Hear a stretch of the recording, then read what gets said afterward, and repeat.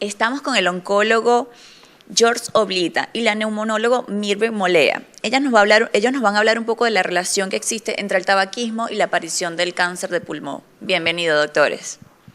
Gracias, buenos días.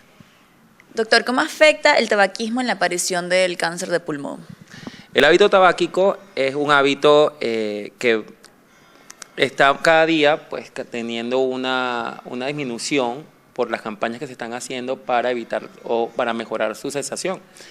El tabaco como tal, el tabaco contiene una cantidad importante de sustancias que son tóxicas al cuerpo humano. Entre ellas tenemos el benzopireno, el alquitrán y la nicotina, de las cuales la que está más relacionada, una de las sustancias más relacionadas con el cáncer o la aparición del cáncer es el benzopireno, ya que tiene un efecto directo sobre el ADN, causando un enlace que va a causar una alteración, y esta alteración del ADN va a causar una serie de cambios en la célula, que va a hacer posiblemente la aparición del tumor, una célula que va a crecer y puede causar una lesión tumoral. Okay. ¿Quiénes son más afectados? ¿Los fumadores o los que están cercanos? Bueno, fíjate que así como lo ha dicho el doctor Oblitas, cada vez hemos visto que la evolución del cáncer de pulmón con relación al hábito tabáquico pareciera que, aunque ciertamente el paciente que tiene hábito tabáquico ya por encima de 10 paquetes año, que es lo que la mayoría de la literatura lo dice, se ha visto casos, por supuesto, de los últimos 12 años en adelante, en donde no hay relación directa con el paciente que tiene el hábito propiamente, sino aquel paciente que ha estado expuesto a el humo del tabaco o algunos otros factores que también son pertinentes o de riesgo para desarrollar cáncer de pulmón. Es lo que nosotros estamos viendo, de hecho, en pacientes que tienen adenocarcinoma, pacientes mujeres no fumadoras y que de una u otra manera tienen la posibilidad de desarrollar cáncer, ¿no? Fíjense que, como lo dice el doctor Oblitas, cada vez más la parte molecular o de una u otra manera esa afección que hay directa sobre el DNA, por supuesto celular, que hace que aumente la proliferación de oncogenes y por supuesto se produzca el cáncer de pulmón, ¿no? Entonces,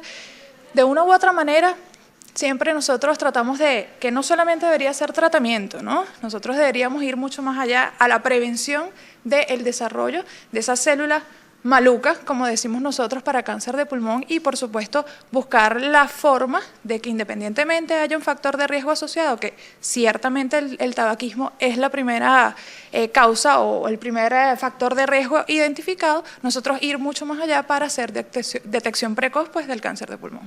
¿Qué afecta más, el consumo de tabaco o el cigarro?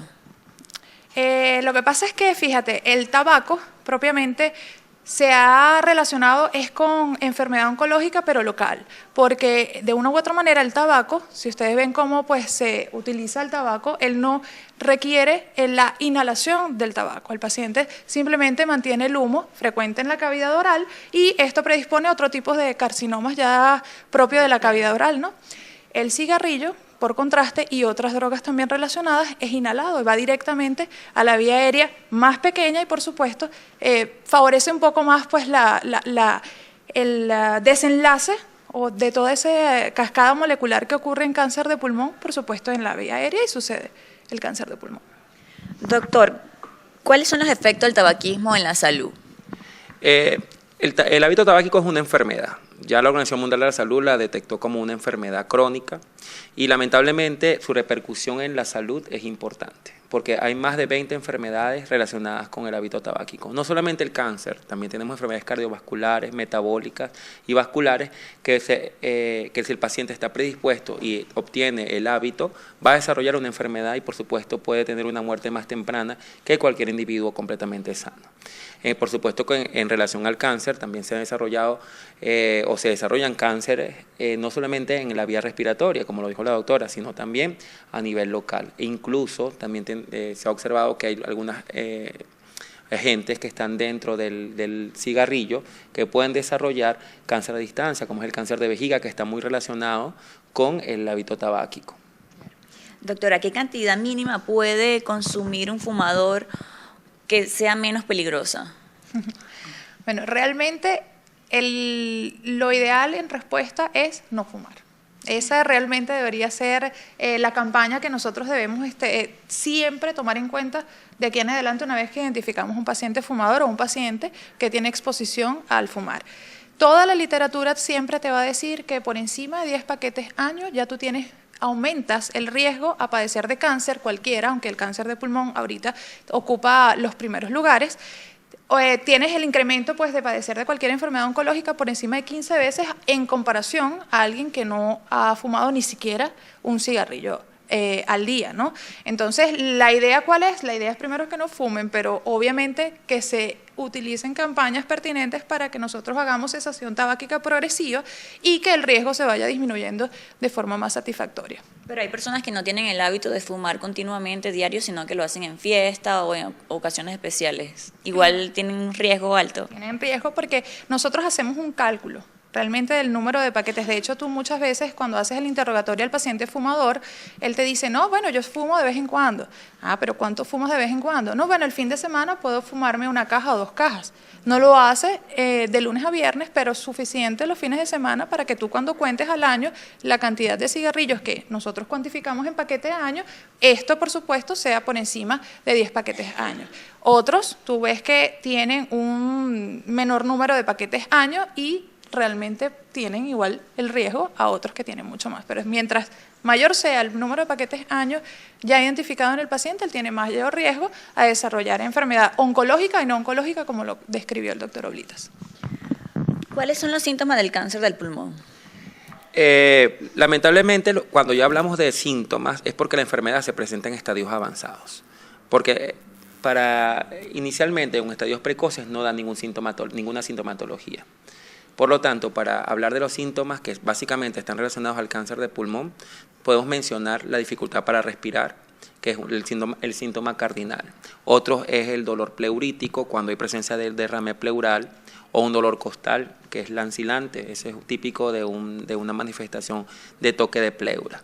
Dentro de otros síntomas, la tos, una tos persistente, que la llaman entre comillas, que tiene una infección crónica, una tos de fumador y que no mejora con terapia médica. Entonces, en este tipo de pacientes hay que sospechar que haya presencia de una lesión que esté oculta. Otra de las manifestaciones es el dolor, que también puede manifestarse, la dificultad para respirar exacerbada con algún tipo de movimiento mayor al que se está normalmente adecuado el organismo, o lo que llamamos disnea de esfuerzo, también es uno de los síntomas. Y también tenemos otros síntomas constitucionales, como son la pérdida de peso, la sudoración profusa, la inapetencia, la astenia. Todos esos síntomas podían estar relacionados al cáncer de pulmón, pero ya en una forma más tardía. ¿Y cuál es el tratamiento? Básicamente, ya para hablar sobre el tratamiento, en la actualidad nosotros estamos, los oncólogos médicos que trabajamos en pulmón, en cáncer de pulmón, o los oncólogos torácicos, estamos a la par del manejo de la enfermedad de una forma personalizada. ¿Qué quiere decir el manejo personalizado? Identificar cuál es la alteración que hay en la célula cancerígena y valernos de todo nuestro arsenal terapéutico que contamos para hacer el bloqueo de esa señalización, de tal forma de hacer una regresión de la enfermedad que va a garantizar al paciente una mayor sobrevida libre de la progresión y una mejor calidad de vida, que es lo que nosotros estamos buscando con estas terapias personalizadas. ¿Y se puede erradicar la enfermedad? Sí, si nosotros identificamos a través de pruebas biomoleculares como las que se están relacionando actualmente en el cáncer de pulmón, en la histología de adenocarcinoma, como la determinación de un receptor del factor de crecimiento epidérmico mutado, y tenemos el medicamento disponible, nosotros hacemos el bloqueo de esta mutación, por lo tanto la enfermedad en teoría debería responder excelente, con una excelente tasa de respuesta que se va a traducir en un beneficio clínico para el paciente. Estamos cada día tratando de cronificar más la enfermedad del cáncer de pulmón, donde hace años atrás o el decenio actual atrás, el paciente con cáncer de pulmón está diagnosticado a morir en 1 o 2 años. Actualmente no es así. Actualmente estamos cronificando y dando una esperanza de vida al paciente con cáncer de pulmón. ¿Qué recomiendas a esas personas no fumadoras para evitar o prevenir el cáncer del pulmón? Las recomendaciones que hago como oncólogo básicamente es evitar el hábito tabáquico, principalmente quitar ese agente nocivo, evitar las áreas de contaminación o de exposición ambiental o de riesgo biológico en aquellas personas u obreros que trabajan con diferentes gases volátiles, tener una mejor calidad de vida. ¿En qué incluye la calidad de vida? Es hacer ejercicios, comer sano, saludable, evitar todo lo que es los alimentos preservados y que contienen ciertos agentes químicos que pueden causar daño directo sobre el paciente y para desarrollar cáncer, y tener básicamente una muy buena calidad de vida. ¿Y usted, doctora, qué recomienda a los fumadores? A los fumadores, primero, siempre en las terapias de cesación tabáquica, como lo había comentado el doctor Oblitas previo, nosotros no solamente involucramos el hecho de decirle al paciente no fume.